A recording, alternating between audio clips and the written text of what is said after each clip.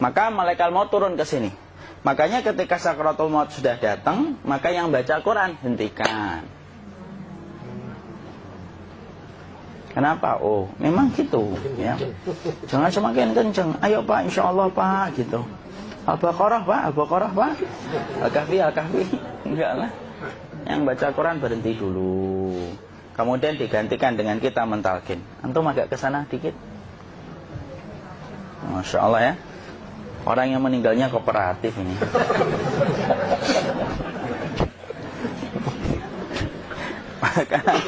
maka agak ke sini ya. Maka disunahkan kita untuk mentalkinnya. Nanti ketika mentalkin jangan terlalu sering, jangan terlalu membebani. Jangan terlalu sering itu la ilaha illallah, la ilaha illallah. Enggak gitulah. Berat nanti dia ngerasakan. Di situ Imam Qurtubi juga menyampaikan, jangan terlalu sering karena itu memberatkan dadanya. Jadi ketika mentalkin, saya sampaikan, boleh diganti atau enggak Ustaz? Enggaklah, talkin itu ibadah. Ibadah itu tauqifiyah. Tauqifiyah itu enggak usah diganti. Karena Rasulullah mengatakan, lakinu ala mautakum la ilaha illallah. Talkin orang yang meninggal di antara kalian dengan la ilaha illallah. Enggak usah diganti Allah Ustaz yang lebih singkat, lebih pendek. Tidak usah. Subhanallah Ustaz, tidak usah. Kenapa? Karena talqin sudah ditetapkan ucapannya oleh Nabi, begitulah kita mencontohnya. Jadi tidak usah diganti. Cara mentalqin, jadi kalau keadaan sudah tenang, tolong kalau sudah sakaratul maut jangan ditinggalkan. Karena sesungguhnya pertempuran setan itu pada detik-detik kematian semacam ini. Dan betul-betul berusaha untuk menjadikan dia murtad. Nanti makanya di situ di buku nanti dibahas kan, pertempuran setan itu sampai detik-detik orang mau mati itu sudah ayo kufur, murtad aja tuh, kamu sakit kan? Nah, itu kayak gitu. Makanya jangan ditinggal. Capek gitu kok nggak meninggal gitu ya. Udah gantian mas. Dan jangan kemudian meninggalkannya. Mangkat dulu gitu. Enggak lah, janganlah. Terus ditampingi terus. Kalau bisa, ya sudahlah berikan waktunya kita untuk sementara waktu itu betul-betul berkhidmah kepada orang yang kita cintai terakhir kalinya. Cara kita kemudian mentalkin adalah, yaitu adalah di sebelah kanannya, la ilaha illallah. Biarkan dia mencerna dulu, tidak usah buru-buru kemudian kita langsung nimpali lagi. Dia mencerna dulu sembari kita doakan, peluk, ya Allah dimudahkan gitu. Kalau ada orang yang bisa ngucapin la ilaha illallah itu siapa yang memberikan itu? Ustadznya memberikan kekuatan Allah Pak. Karena ngomong aduh aja sudah tidak mampu. Makanya Allah berfirman dalam surat Ibrahim, yusabbitullahu alladhina amanu bil qawli tsabit fil hayatid dunya wa fil akhirah. Allah teguhkan perkataan orang yang beriman dalam kehidupan dunia dan akhirat. Dunia itu ya ketika menjelang kematiannya. Makanya dia bisa ngomong la ilaha illallah. Sebenarnya ngomong aduh aja udah gak mampu. Kalau bisa ngomong, dia mesti ngomong aduhnya dulu. Tapi Allah yang menggerakkan. Ngomong la ilaha illallah. Makanya makana akhiru kalamihi la ilaha illallah dakhalal jannah. Barang siapa akhir kalamnya itu adalah la ilaha illallah, pasti masuk surga. Makanya kita lagi la ilaha illallah. Dah. Coba dulu. Enggak usah minta diburu-buru ya. Enggak usah gini. Ayo la ilaha illallah. Ayo.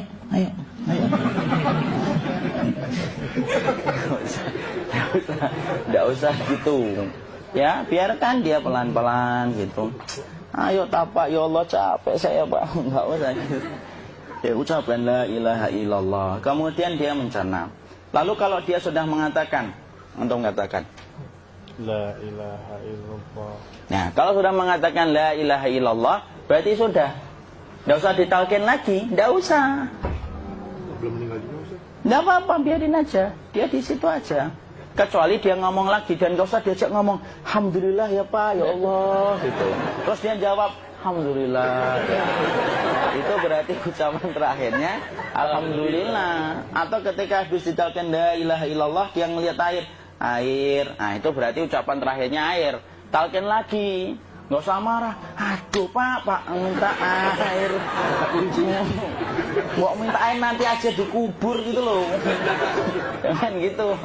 Biarin aja. Jangan kemudian setelah la ilaha illallah La ilaha illallah. Terus, ayo tutup, awas ya ngomong lagi ya. Nggak usah gitu juga. Maka kemudian setelah la ilaha illallah sudah, nggak usah diajak ngomong gitu. Terus kemudian nggak usah ada anaknya perempuan, ya Allah Pak, sudah bisa ngomong la ilaha illallah, usah gitu. Cukup dalam hati alhamdulillah gitu. Diam kita dengerin gitu. Disitulah nanti biasanya titik dia terakhir.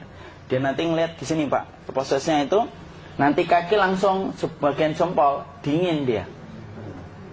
Kaki, telapak kakinya langsung kalau kita ginikan dingin kayak kaki yang kena AC langsung. Kemudian dia langsung ningkup gini, dikit dia, mulai kaku dia. Atau kalau enggak, gini dia. Langsung kayak jatuh, kayak kepala nanti yang paling terakhir. Kepala itu pasti ada gerakannya Pak, ini meninggal itu. Pasti gitu. Pasti gitu. Karena apa? Sudah tidak ada beban ruh yang menahannya. Ya, cabut ya, set pelan, maka kemudian malaikat itu. Tapi tetap sakit lah, walaupun dikatakan ringan, tetap sakit. Maka kemudian sakit gitu, ngelewatin sini, jantung kemudian sudah tidak berfungsi, kemudian ginjal Pak, ngelewatin ginjal tidak berfungsi. Bapak bayangkan kan, kalau yang pernah sakit batu ginjal Pak, sepakat nggak kalau kita batu ginjal itu sakitnya luar biasa Pak? Itu baru titik batu kecil di ginjal. Kita bisa bayangkan tiba-tiba ginjal tidak berfungsi. Sakitnya kayak apa Pak? Tiba-tiba ginjal nggak berfungsi, pankreas naik, kemudian tek jantung. Jantung ini dia masih hidup dia, di sininya masih hidup walaupun jantungnya sudah berhenti. Naik. Kemudian mata, dia ngelewatin mata. Organ tubuh yang paling setia sama ruh itu mata. Maka kemudian mata dia ngelihat dia, set. Ngelihat set keluarnya, set naik dia. Ya dilihat ini sama dia. Makanya Rasulullah mengatakan innar ruha idza qubida tabi'ahul basar. Ruh itu kalau dicabut, mata itu ngikutin kemana perjalanan ruh itu. Makanya ada yang meninggalnya gini. Ya itu bukan tanda su'ul khatimah. Itu tanda fitrahnya mata ngikutin ruh. Atau kemudian bukanya sedikit. Ada yang kayak senyum Pak. Ada yang biasanya keringetan. Nah, itu tanda husnul khatimah. Ada yang senyum. Jadi sakitnya setelah selesai itu plong gitu. Makanya kemudian ada yang tersenyum. Maka itu tanda. Kalau kita ngelihat orang yang membuka mata kayak gini, tidak usah takut. Cepat-cepat kemudian kita nanti tutup. Biasanya kalau terlalu lama, itulah yang menjadikan ini tidak bisa ditutup. Makanya harus pakai kapas akhirnya. Karena apa? Karena pas meninggal nggak langsung ditutup. Biasanya karena perawat takut, dokternya juga nggak tahu itu, dibiarin itu. Makanya ada beberapa mata yang ditutup pakai tensoplas kan? Sebenarnya kalau langsung bisa nutup dia, fitrahnya nutup mata itu. Jadi kemudian kita baca Allahumma firlahu warhamhu wa'afihi wa'fu'anhu atau bismillah wassalatu wassalamu ala rasulillah, tutup. Bismillah. Tidak usah takut. Kecuali buka lagi ya, ini baru kita kabur bareng. Kalau buka lagi Pak, insya Allah Pak, ya Allah ya kita kabur bareng-bareng Pak. Diusap Pak, diusap ini. Enggak disenggol gini enggak. Begini kan, sudah meninggal dunia. Tangan boleh begini, boleh diluruskan, tidak ada ketentuannya. Boleh gini, boleh kemudian lurus. Tidak usah disalahin kalau ada yang lurus. Lu itu tangannya gimana sih? Posisikan kayak sholat. Tidak ada perintah kayak gitu. Jadi kemudian dikondisikan saja. Terus maka kemudian dipijit-pijit, akiknya dikeluarin. Kemudian jamnya dilepas, gigi palsunya dilepas kalau ada. Ya. Kemudian apa setelah itu? Coba buku.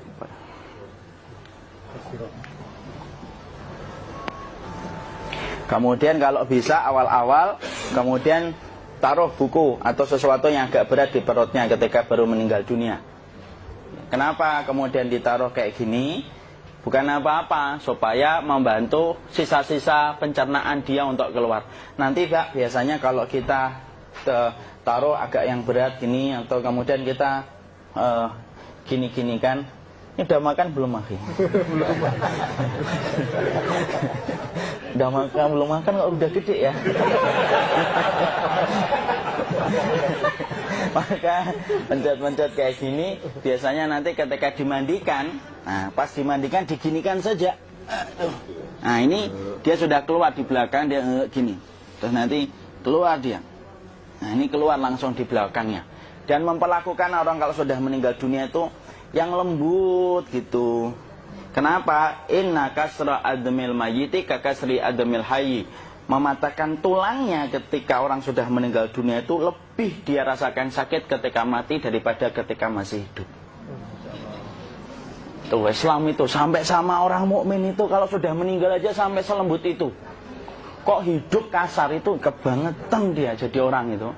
Mau sampai orang mati itu kemudian disuruh yang lembut, kalau ada aib disuruh nutup, tidak boleh diceritain. Misalkan di belakangnya beliau ini ada tompel, gagah-gagah tompelnya gede gitu, tidak boleh cerita. Masya Allah loh, sampai segitunya sunnah itu ngajarin kita untuk nutup aib. Kalau ada orang belajar sunnah sukanya buka aib, nyari-nyari kesalahan orang, sunnah yang mana dia pelajari itu, saya bingung.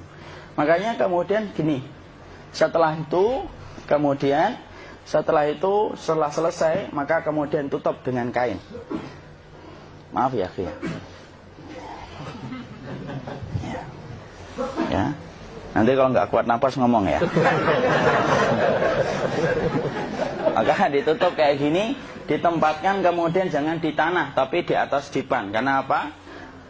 Syekh Abu Malik Kamal Said Salim dalam Sahih Fikih Sunnah menyampaikan supaya tidak cepat busuk. Dia taruh di atas. Kemudian ditutup pakai kain apa saja, ya, sembari nanti kita mempersiapkan tempat mandinya, tempat kafannya dan yang lain sebagainya. Maka kemudian kalau ada yang datang boleh dibuka. Kemudian kita mencium ininya apa? Kemudian keningnya. Kemudian kita berdoa, nutup lagi kayak Rasulullah ditutup. Kemudian yang datang terakhir itu salah satunya Abu Bakar. Dibuka kemudian beliau, ya Allah ya Rasulullah, engkau adalah orang yang percaya hidup dan matimu, dan tidak mungkin Allah itu mematikan engkau 2 kali ya Rasulullah. Maka kemudian ditutup kembali. Saat itu para sahabat dalam keadaan mendung semuanya. Maka disitulah kita lakukan kayak gini, ditutup gini Ustaz ya.